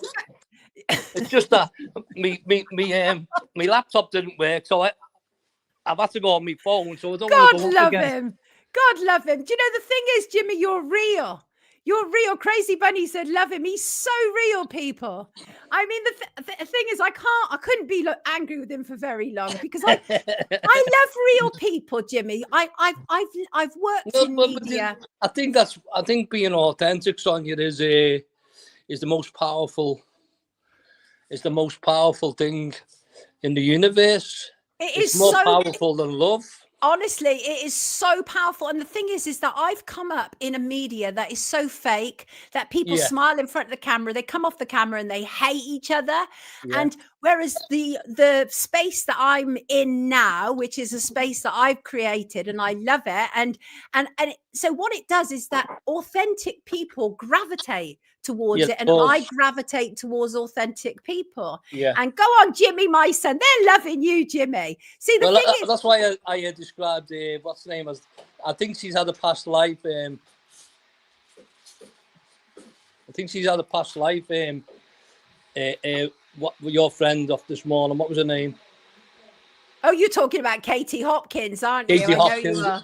Yeah, she had a past life as a velociraptor. Yes, you're not a fan, are you? Go on, no, Jimmy, my son. I don't dislike the lady. I don't really know much about her, but I just thought she was a bit mean. Yeah, a bit, right. And Sam, you're talking about the debate, the multiple debates that I used to have with her on this morning.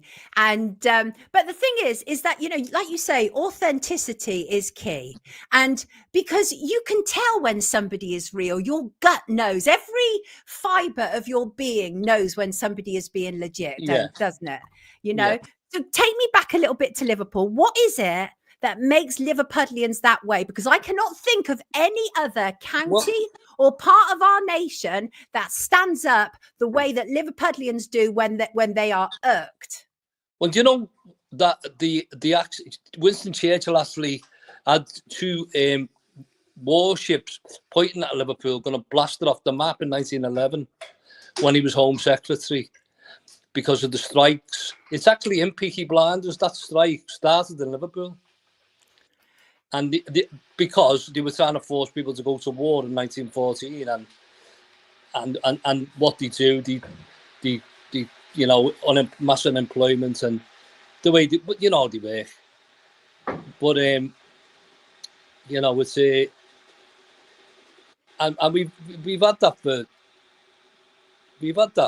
for years and years. There is like painting the region black, like that you know. Is it an underdog thing as well, though? Because remember what Boris Johnson wrote about how, and in fact, it wasn't Boris Johnson who wrote that, even though he took it on. It was actually his editor, but he took it on as him, and it was about how Liverpudlians are like perpetual victims. Do you remember that? Yeah. How do you feel about something like that? Well, I just think they don't understand. If you never walked in anyone's shoes, how do you know? You know, how can you know, analyze them? Liverpool has been very deprived over the years. It's like the Docklands. The Docklands was where everybody lived, but now all it is corporation warehouses. Yeah. They took all that the waterfront away. That's the world we've destroyed. Our income. Yeah. You know, the Docklands Liverpool was one of the biggest ports in the world. Yeah, it was known for it, actually, wasn't it?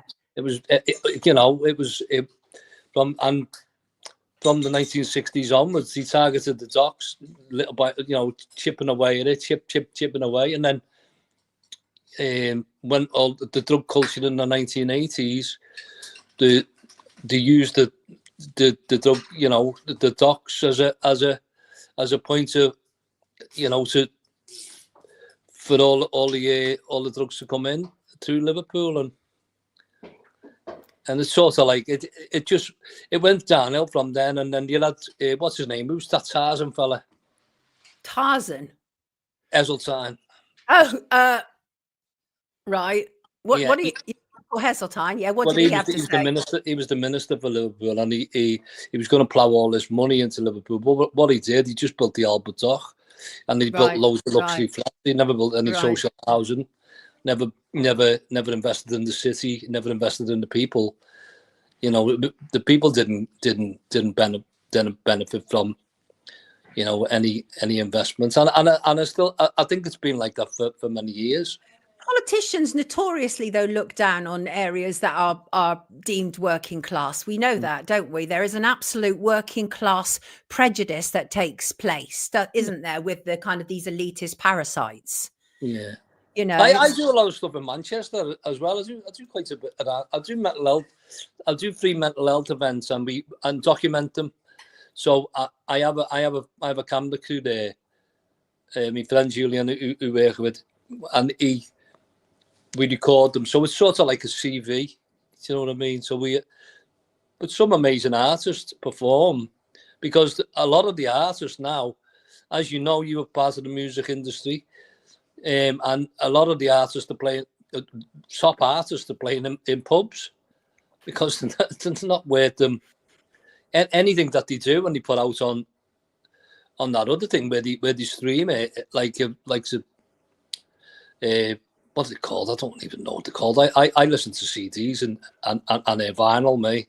Oh my! Do you? You've got a record player. I've got a record player. My daughter bought me a record player. Yeah. A couple of years ago. I ended up when I was a music journalist, I ended up flogging almost all of my vinyl to keep my daughter fed and warm one winter because we were so broke. Priorities, mate. Priorities, you know, it is what it is, isn't it? And I have no shame in that whatsoever. People are saying, I sold my albums when we had the kids. Well, sometimes you just have to do that, right? Somebody just said in the comments, did Liverpool vote for Starmer? Did Liverpool vote for Starmer? No, he's not very popular here. Is he not? No.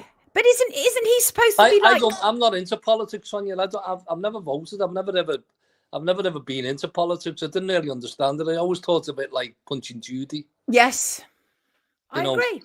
I agree. I do.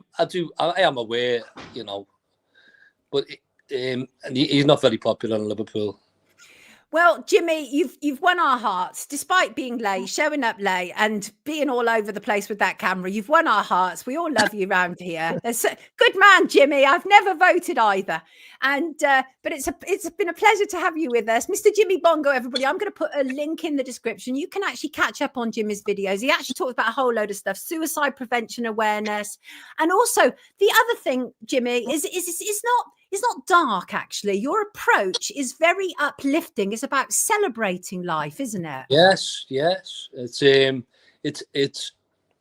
you know, I think we've forgotten to celebrate life because life is a gift and you shouldn't take it for granted.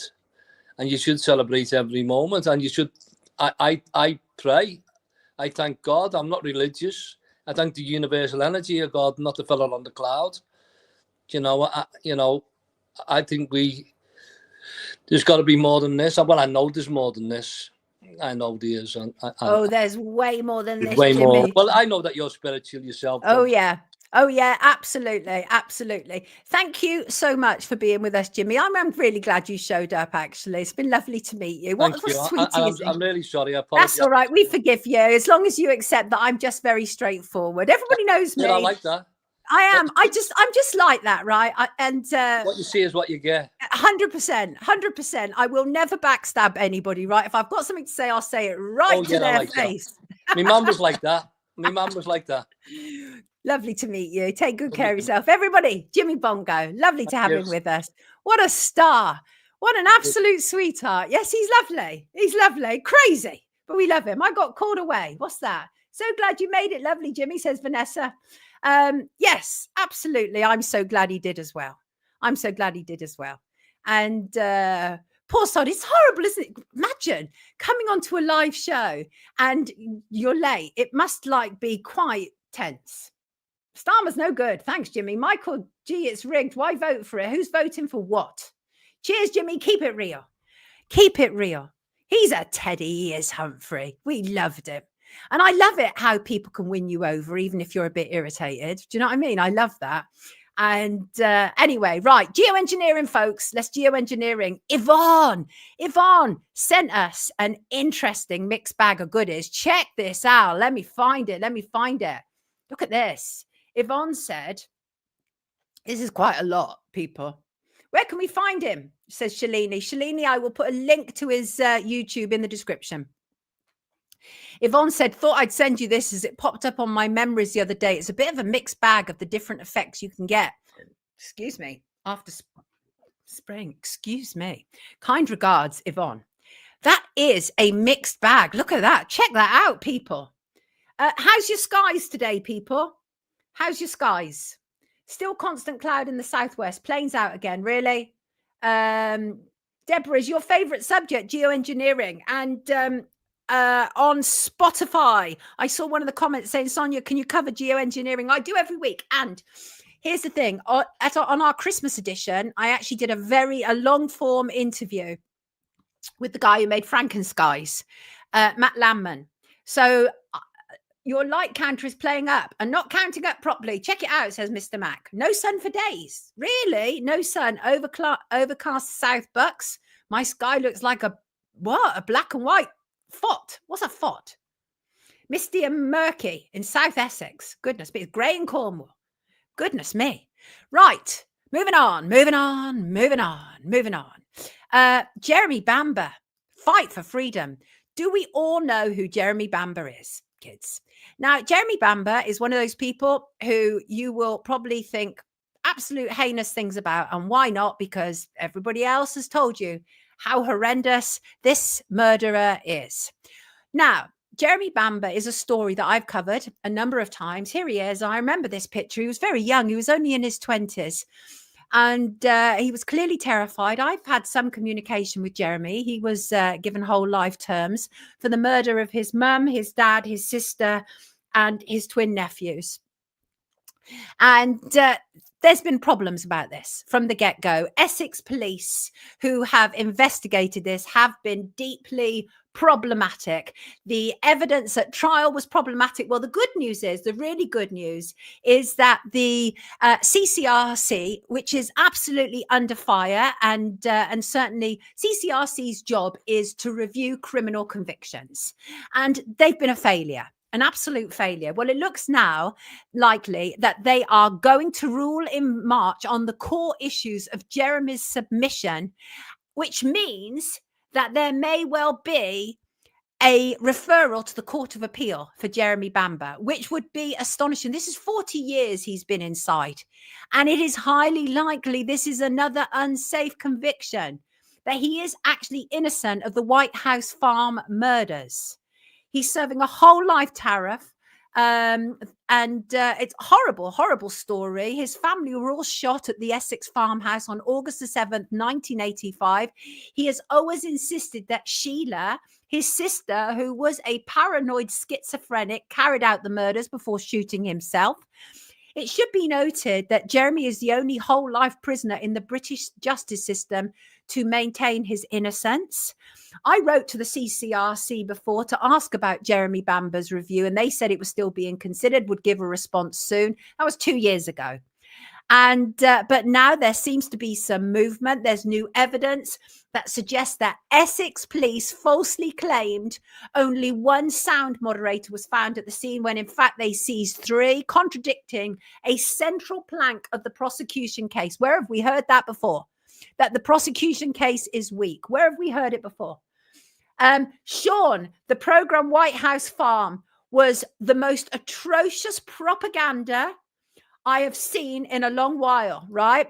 ITV that, can't keep a handle on its lewd people within, but ITV make really big propaganda drama documentaries, and the program White House Farm was shockingly so.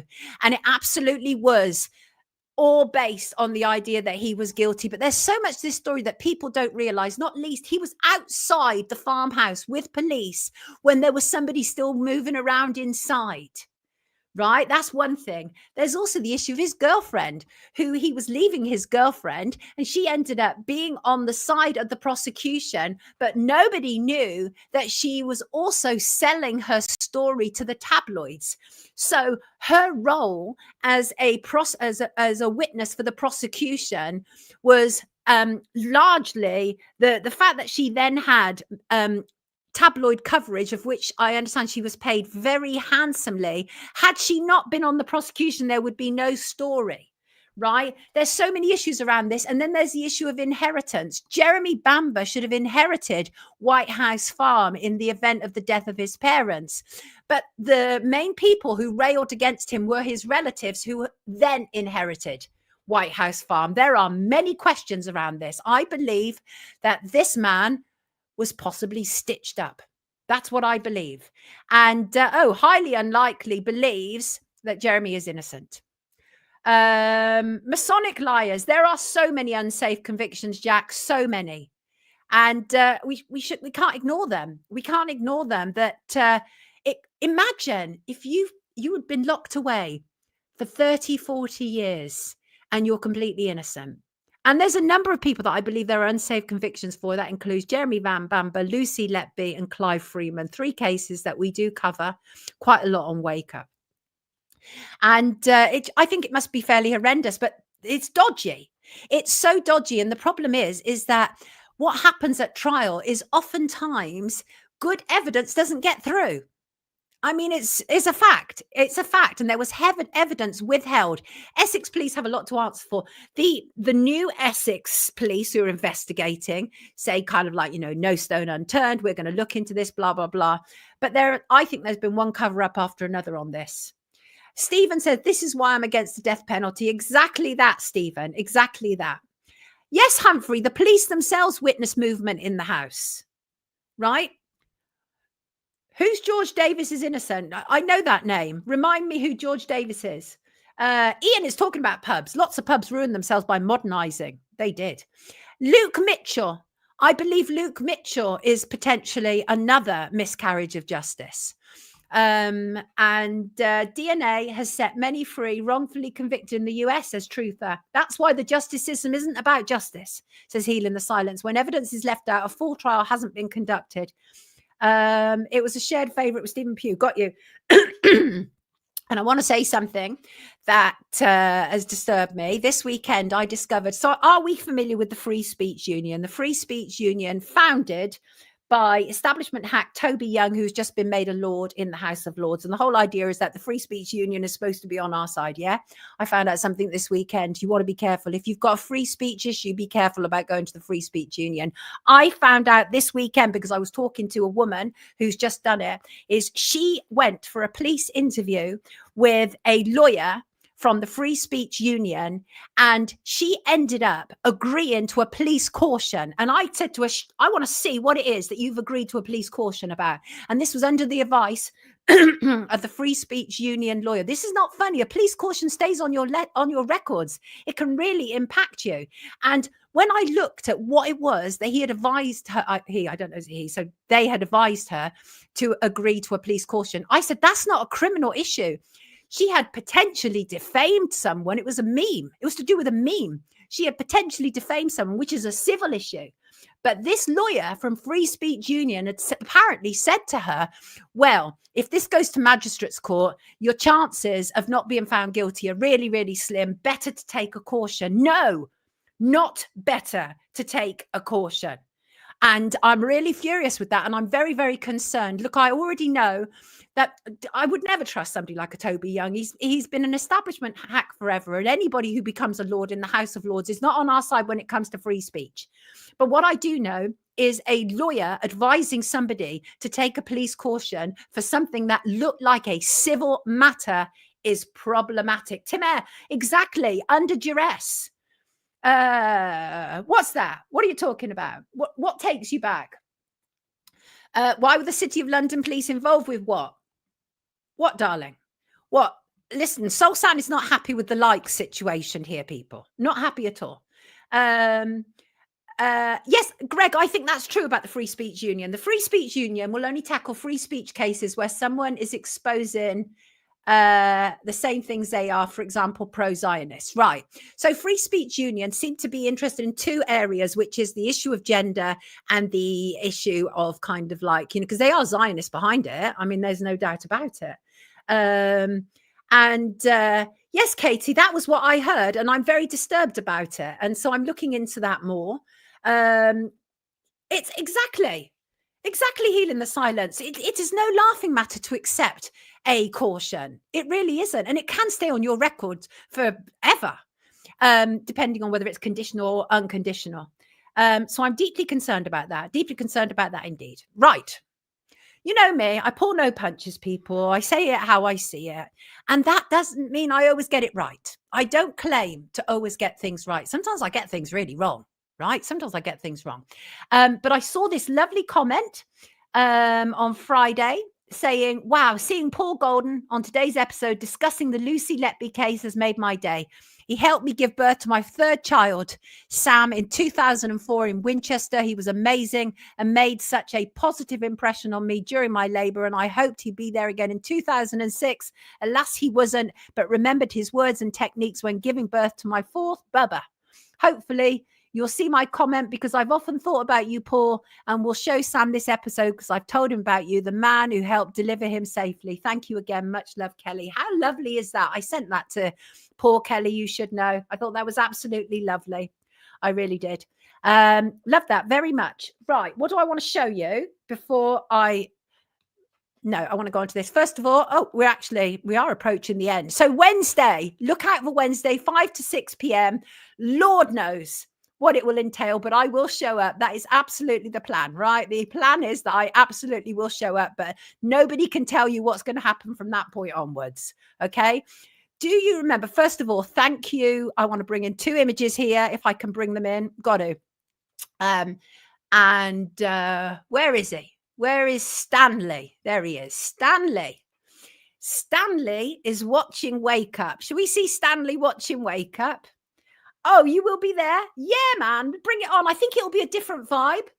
I think it'll be a different vibe on Wednesday, because obviously one of the things that people have said to me is, I'd really like to be able to join you live, but I can't because I'm working at 9 in the morning. But some people are able to watch us at 5 to 6. Don't forget it. Don't forget it. Let's see Stan. Here he is. Can you see him? Can you see Stanley? That's Claire's dog. Lovely Stanley. Isn't he gorgeous? I love him. Morning to you, Merv. I shall be ready on Wednesday. Yeah, let's get the likes up, please, says Marlena. Don't mess with Marlena. A phone in might be fun. Truther, I want to do a phone in. I'm totally up for it. If anybody wants to phone me in on Wednesday, just let me know and I'll get that organised. I'll have a ruby and beer to listen in. Yeah, lovely dog. That's Claire's dog. I love that. And beautiful Stanley. And what I like also is Stanley's name is spelt Stan and Leigh as opposed to Ley. It's even cuter. Even cuter. Thank you, Stan. Really appreciate you. Really appreciate you. And I want to bring this in. So let me just say thank you so much, of course, to our wonderful contributors, all kinds of magnificent contributors we have around here, right? And that includes likes, shares, and subscribes. We're over 96,000 people. We're heading for 100,000. Let's get there. Let us get there. This week's donators, it's Friday. Thank you so much, Danielle, Faye, Chris, and Anton. I appreciate you so much. Stephen's dog is called Stan. Sat with him right now. I appreciate you so much, all your donations. We need financial donations to keep it ticking around here, to keep the lights on, all that kind of stuff. And I appreciate you all very, very much. And you can donate. There's links in the description below. If you don't want to use PayPal, you can go straight through to the Wake Up bank account, or you could buy me a coffee. It's entirely up to you. However you donate, it all goes into the same pot. It all goes into the Wake Up pot. And so there you go. And now remember on Friday, right? Thank you, Jan. Give me a thumbs up. You should have been there years ago, Sonia. 100,000. Yeah, but the reason why I wasn't, Mikey, and it's simple. First of all, is that I wasn't necessarily a regular poster on YouTube, right? And you have to keep uploading to YouTube to build up those numbers. But also, I upset people because I cover such a wide area of subjects. People might support me, like being, for example, in my Madeleine McCann research, but they might really oppose what I'm saying when it comes to Zionism. And so they're like, right, I'm unfollowing that biatch. And that's that. Please like the show. Please like it. Is Stanley more than 20 inches tall? I don't think he is. Thank you, Em. You're a darling. Just like this. You're an absolute darling. Thank you. I appreciate all support. Truly, I do. I can multitask. My nickname has been Juggler all my life, Judith. All my life. In fact, my company, when I had a record label and management company, was called Go for the Juggler. So it was a play on words. Go for the jugular and juggler. Go for the juggler. Right? Right on time. Our time is now. There'll be some nasty watching. Yes, there will. But it's okay. We got it, kids. We got it. We are building, right? I always subscribe to the idea, build it and they will come. I do. Thank you, Gwyneth. God bless you, love. Now, I want to show you something wonderful. Remember on Friday, I put out an appeal. I said, graph artists out there, please tell me what we should call this final segment. And if you're up to it, I would really appreciate you doing a graph for me. Look at this one. Sonia, actually, you can't see it because of the Wake Up thing, unfortunately. Let me see if I can show it in a way that makes it. No, I think it would still cover the Wake Up thing, but it's Wake Up with Sonia Poulton, Sonia's Mindful Thoughts. And that is lovely. Sally B, beautiful Sally B. I absolutely love it. I love it. Yes. How cool is that? How do I get a reminder for Wednesday's show? I'll remind you, Tiki Sprite, if you're subscribed to me on YouTube, by Tuesday, there will be a reminder ready for you. Sally, thank you so much. You're an absolute darling. Sally said, I am not a graphic designer, but I do design craft papers. I was inspired by the challenge, and these images are what I came up with. And there's 2 other images without the writing. Feel free to use whatever you want. Kindest regards, Sally. I love the way I make these appeals to you. Our very kind, sensitive, caring, giving viewers, and you respond to them. So, Sally, I absolutely love that. Let me see if I can put that in a slightly different way. Let me put it like that. And I'm going to move over here for our final thought today. And our final thought today is about synchronicity. I've been thinking a lot about synchronicity. And synchronicity is a word that was coined by Swedish psychologist Carl Jung to describe things that appeared seemingly coincidental, yet they had meaning to them. They were meaningful events in the external world that were not planned, were not prepared, and yet they just seemed to happen. And Jung talked about how they were meaningful coincidences. He said a meaningful coincidence of 2 or more events where something other than the probability of chance is involved. So, for example, me organizing somebody to come on here at 9 o'clock and they come on at 9 o'clock is not a synchronicity. That's what he's talking about, right? But me thinking about somebody and them ringing me, which happens a lot, or sending me a message, is a synchronicity. And examples of synchronicity can be observed in everyday life on a constant basis. It just takes a willingness to observe it, right? So, for example, if you want a job, right? You want a particular job. Well, we talk about manifestation a lot. You have to make the necessary steps towards that, right? So it's no good, for example, me saying, I want to be a ballerina, but I look like I do, and I've never done any training. It's not going to happen. No amount of synchronicity in the work or manifestation is going to make me a ballerina, right? It's just not going to happen. Okay. But all of the work that I've put in over the years, being a journalist, being a broadcaster, is bringing us to 100,000 and creating the media platform that I have long dreamt about. And that's taken a lot of hard work, right? But along the way, there are synchronicities that have happened, including you people showing up, including you people. I believe that everybody who watches this, we're all supposed to be here at this moment. And that includes whether you're watching it on playback or not. And the thing about synchronicity is it can be observed in a number of ways, right? It can be found in symbols. It can be found in numbers, like random events, okay? Conversations. You know, when you have a conversation, you're like, I was thinking about this only yesterday. People often say, oh, it's a deja vu. Then those spontaneous encounters, you think about somebody and they appear. They appear. It's Marlon looked at our likes and guess what? It's 333. 333. That's a spiritual number, isn't it? The thing is about synchronicity is once you start to observe them and acknowledge them in your life, it can really aid the awakening to your absolute full potential. And the one thing that I want for anybody watching this is for you to reach your full potential. Even people who can't stand me, I want you to reach your full potential because it's good for you. It's good for the world, right? Carl Jung was certainly more spiritual than many of the people who analyze him these days. He could see something different. He suggested that in synchronicities, there was even a touch of the paranormal. Well, more than a touch, actually, there was something paranormal about synchronicities. And I get that. I agree. There's something outerworldly about synchronicities. Okay. And I think one famous example that Carl Jung liked to use to illustrate the idea about synchronicities was that he was at one stage he was with a client and she was relieving various traumas that she had dealt with, and she described a significant dream of a golden scarab, which is like a costly piece of jewelry, and she was describing it looking like a beetle. And Carl Jung was listening to this woman describing that. And then he heard a tapping on the window behind him. He opened the window and there was a beetle, which wasn't native to the area. And Jung liked to use that as an example of synchronicities, that woman was talking about the relevance of beetles in her dreams. And then Carl Jung hears a tapping on the window, opens it. There's a beetle that isn't native to the area.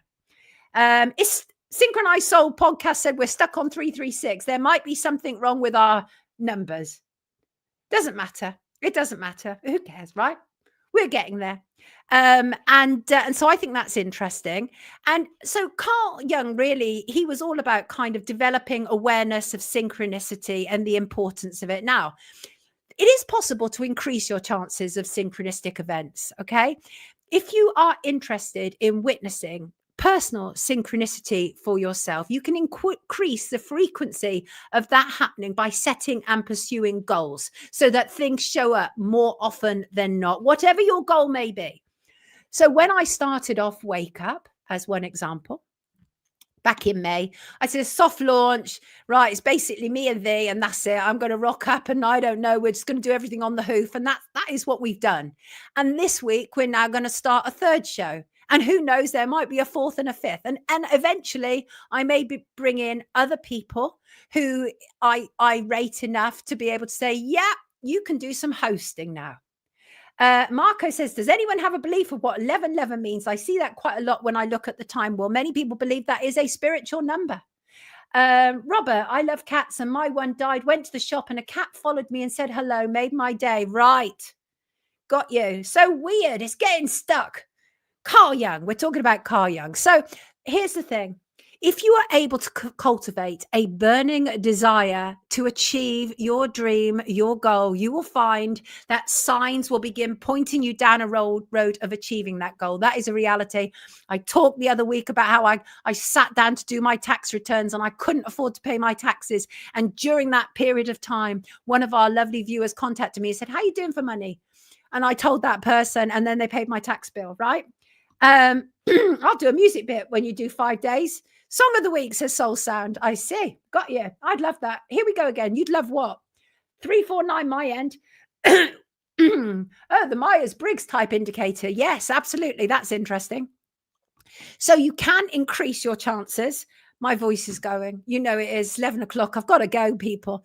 And here's my understanding, and I love this. I think this was a quote from Michelle Rishi, and she said, synchronicity is the universe saying, you're getting warmer. I love that. Yeah, I got to go. Can I have his number, please? Whose number did you want? What was that? Is it full moon and something for Leo this week? Mr. Mac. It is. It's a full moon in Leo on Wednesday. And that, again, is a perfect synchronicity. Thank you for reminding me, Mr. Mac.